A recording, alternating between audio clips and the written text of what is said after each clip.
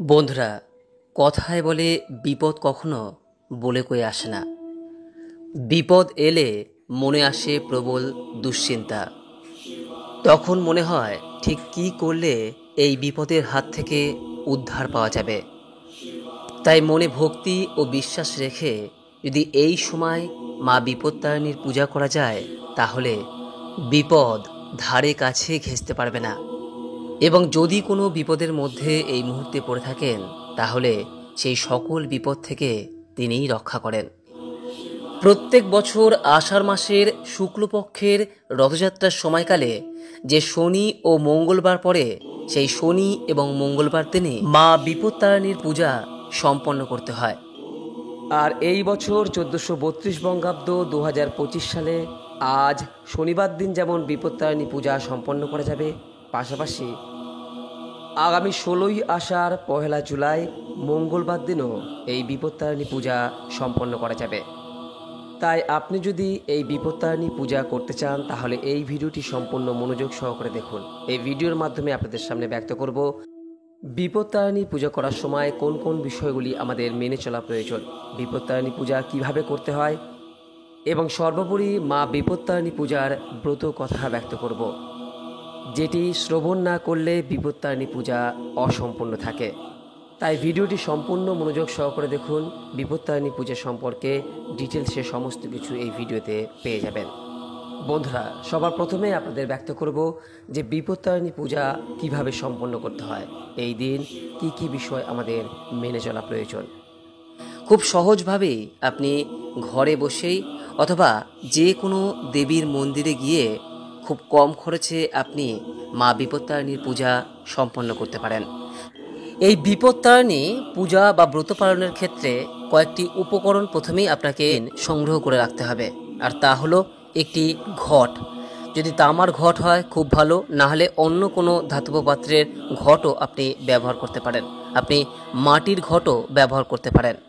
এর পাশাপাশি অন্য যে উপকরণগুলি প্রয়োজন তা হলো পঞ্চশস্য, সিঁদুর, চন্দন, লাল গামছা, পৈতে, একটি চাঁদমালা, গঙ্গা জল এবং কিছু পরিমাণ চাল, এবং তার পাশাপাশি দূর্বা, লাল সুতো বা বিপত্তারিণী তাগা, পান, সুপারি, একটি আম্রপল্লবের শাখা, একটি শীষযুক্ত ডাব, বিভিন্ন প্রকার ফল, ফুল এবং দেবীর ভোগের উদ্দেশ্যে নৈবেদ্য। একটি বিষয় মনে রাখবেন যে বিপত্তারিণী পূজার ক্ষেত্রে এই যে ফল, ফুল বা নৈবেদ্য, এই সমস্ত কিছুই 13 রকমের হওয়া প্রয়োজন। অর্থাৎ 13টি ফল, 13 প্রকারের ফুল, 13 ধরনের নৈবেদ্য। সেটা হতে পারে লুচি, পায়েস, সন্দেশ অথবা অন্য কিছু। সমস্ত প্রকারই 13 ধরনের বা 13 প্রকৃতির হওয়া প্রয়োজন। এমনকি আপনারা নিশ্চয়ই হয়তো জানেন যে এই পূজার শেষে দূর্বা ঘাসের সঙ্গে যে লাল সুতো বা তাগা হাতে বাঁধা হয়, সেই তাগাটির সুতোর সংখ্যাও 13 হয়ে থাকে। যে কারণে এই সংখ্যাটা কিন্তু এই পূজার ক্ষেত্রে সবথেকে বেশি গুরুত্বপূর্ণ। পূজার দিন অতি অবশ্যই সকালবেলায় ঘুম থেকে উঠে সকাল সকাল স্নান পর্ব সেরে নেওয়ার পর যে বিষয়টি প্রথমেই আপনাকে করতে হবে তা হলো পূজার উপকরণগুলি গুছিয়ে নেওয়া। এরপর সর্ষের তেল এবং সিঁদুর তার মিশ্রণ একটা তৈরি করবেন, এবং উক্ত মিশ্রণটি আপনি আপনার হাতের মধ্যমার আঙুল স্পর্শ করিয়ে যে ঘট আপনি সংগ্রহ করেছেন সেই ঘটের ওপরে নারায়ণ চিহ্ন এঁকে দেবেন, এবং ওই সিঁদুরের লেপন আম্রপত্রের প্রতিটি পাতায় অবশ্যই স্পর্শ করিয়ে দেবেন, এবং তার সঙ্গে যে শীষযুক্ত ডাব, সেই শীষযুক্ত ডাবের ওপরেও আপনি নারায়ণ চিহ্ন এঁকে দেবেন। নারায়ণ চিহ্ন আঁকতে যদি আপনার একান্তই অসুবিধা হয়, সেক্ষেত্রে আপনি স্বস্তিক চিহ্নও আঁকতে পারেন। এরপর উক্ত ঘরটি গঙ্গা জল দিয়ে ভর্তি করে নিন, এবং তার ওপর আপনি এই আম্রপত্রের শাখাটিকে রাখুন, এবং তার ওপর আপনি এই শীষযুক্ত ডাবটিকে রাখুন। এরপর গৃহের একটি পবিত্র পরিষ্কার পরিচ্ছন্ন স্থানে অথবা আপনি ঠাকুর ঘরে একটি চৌকি স্থাপন করুন। চৌকির ওপরে অবশ্যই একটি লাল কাপড় অথবা লাল গামছা পেতে দিন এবং ওই লাল গামছার উপরে আপনি এই ঘটটিকে প্রতিস্থাপন করুন। আপনি এই ঘটের নিচে বা লাল কাপড়ে একটি মাটির ঢেলাও রাখতে পারেন। তার উপরও আপনি এই মঙ্গল ঘটটিকে রাখতে পারেন। মঙ্গল ঘটটি রাখার পর উক্ত চৌকিটির ওপর গঙ্গাজল ছিটিয়ে দিন এবং ঘরে সর্বত্র গঙ্গাজল ছিটিয়ে দিন। এরপর মঙ্গল ঘটের ওপর একটি লাল গামছা, পৈতে এবং চাঁদমালা নিবেদন করুন এবং তার সঙ্গে পঞ্চশস্য ঘটের পাশে রেখে দিন। এরপর ধূপ ও ধুনো এবং প্রদীপ প্রজ্বলন করুন। তারপর দেবীর উদ্দেশ্যে নিবেদিত ভোগ নৈবেদ্য, যে 13 প্রকার ফল এবং 13 প্রকার ফুল নিবেদন করুন। এরপর উক্ত মঙ্গল ঘটে আপনি ফুলের মালা নিবেদন করুন এবং ডাবের শীষে সিঁদুরের লেপন দিন, চন্দনের লেপন দিন এবং তারপর 13 প্রকার ফুল, দূর্বা সকলকে শুয়ে আপনি এই মঙ্গল ঘটে স্পর্শ করান। এরপর লাল সুতো অর্থাৎ তাগা আপনি ঘটে স্পর্শ করিয়ে পরম ব্রহ্মকে স্মরণ করে সমস্ত দেবদেবীর উদ্দেশ্যে প্রণাম নিবেদন করে মা বিপত্তারিণী দেবীকে আহ্বান করুন। এরপর এই লাল সুতো এবং তাগাগুলিকে আপনি ঘটের পাদদেশে রেখে উক্ত মঙ্গল ঘটটির সামনে আরতি প্রদান করুন। আরতি করার সময় অতি অবশ্যই আপনি 3 বার শঙ্খধ্বনি দেবেন এবং এই সময় এই মন্ত্রটি মনে মনে 3 বার উচ্চারণ করুন। মন্ত্র উচ্চারণে যদি আপনার অসুবিধা হয় তাহলে আপনি মনে মনে আপনি বিপত্তারিণী দেবীকে স্মরণ করুন, মনে মনে তাকে আহ্বান জানান। আরতি করা শেষ হয়ে গেলে এরপর আপনি উক্ত স্থানে বসে মায়ের উদ্দেশ্যে আপনি আপনার প্রার্থনা নিবেদন করুন।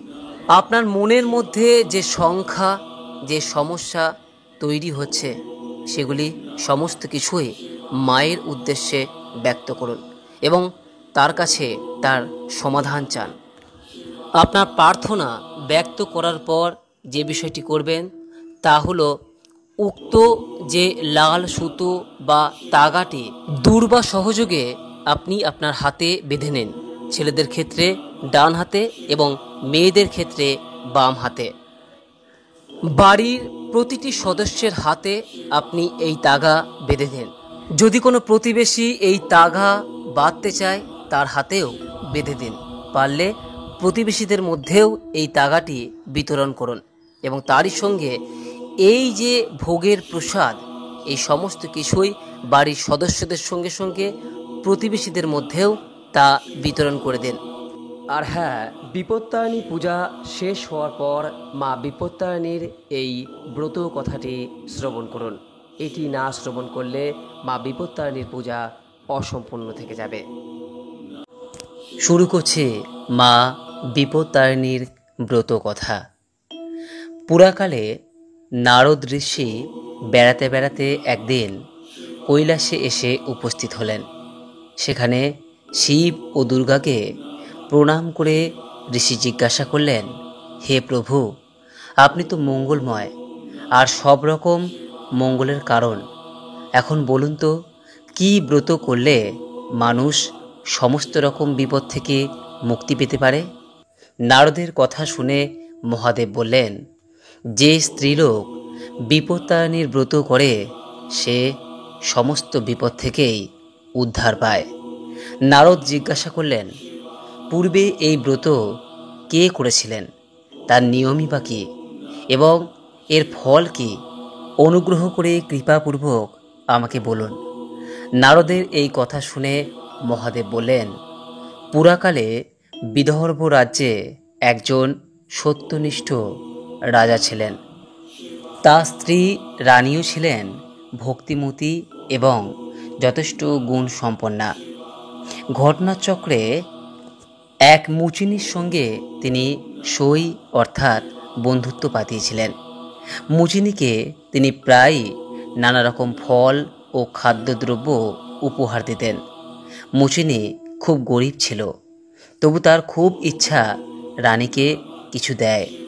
রানী রোজই বলেন যে একদিন তোমার কাছ থেকে চেয়ে নেব, কিন্তু চাওয়া আর হয় না। হঠাৎ একদিন রানী বললেন, তোমরা তো গোমাংস রান্না করো, একদিন একটু নিয়ে এসো, দেখব কী রকম হয়। মুচিনি রানীর কথা শুনে খুব খুশি হলো। খুব যত্ন করে সে গোমাংস রাঁধল।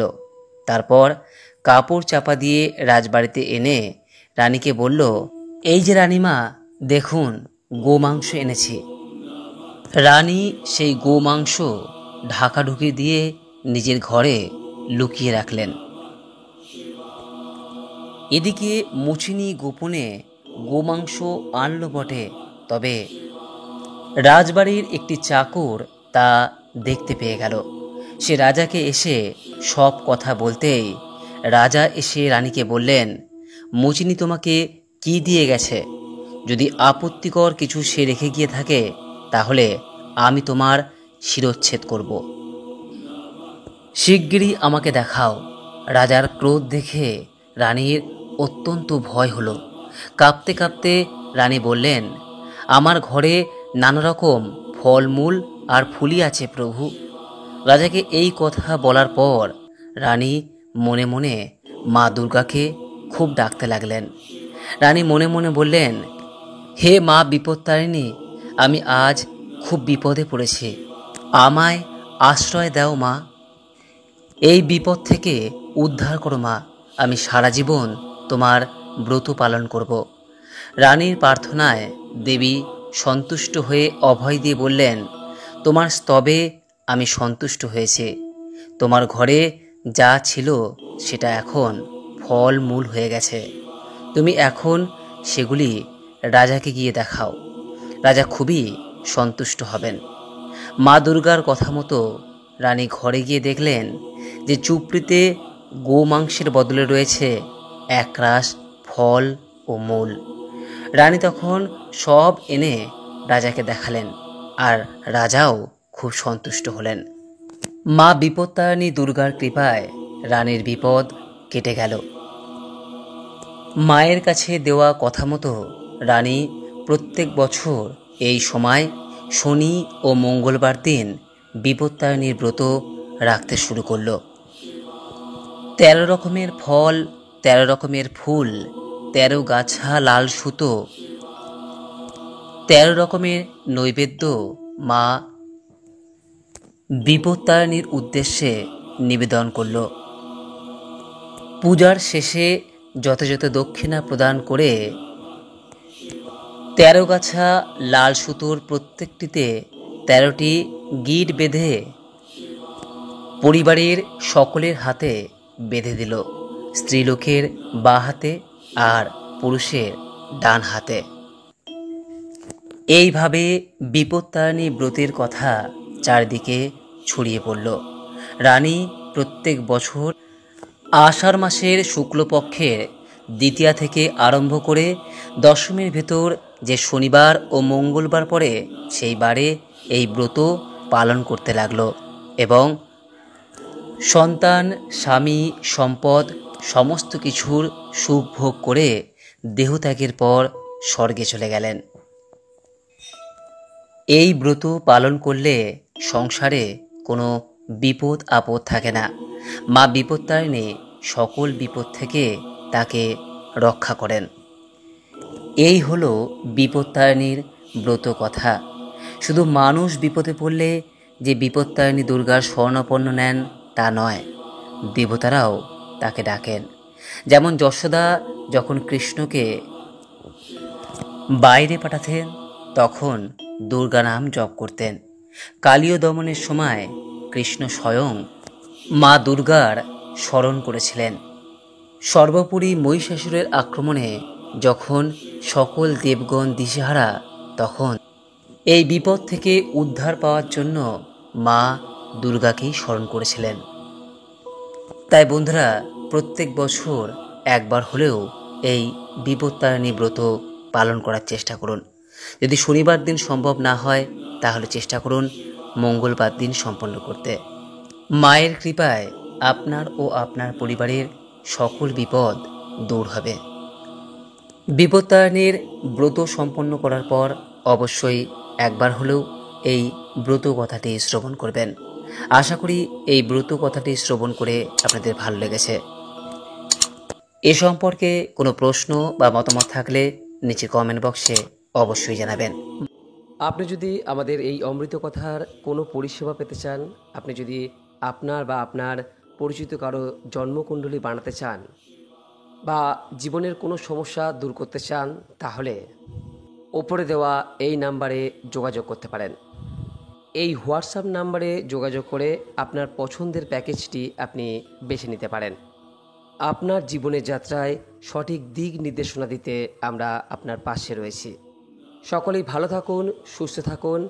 মা বিপত্তারিণীর কৃপায় সকলের বিপদ দূর হোক এই কামনা করে আজকের মতো ভিডিওটি এখানে শেষ করলাম। নমস্কার, ধন্যবাদ। ঈশ্বর আপনার মঙ্গল করুক। জয় মা বিপত্তারিণীর জয়।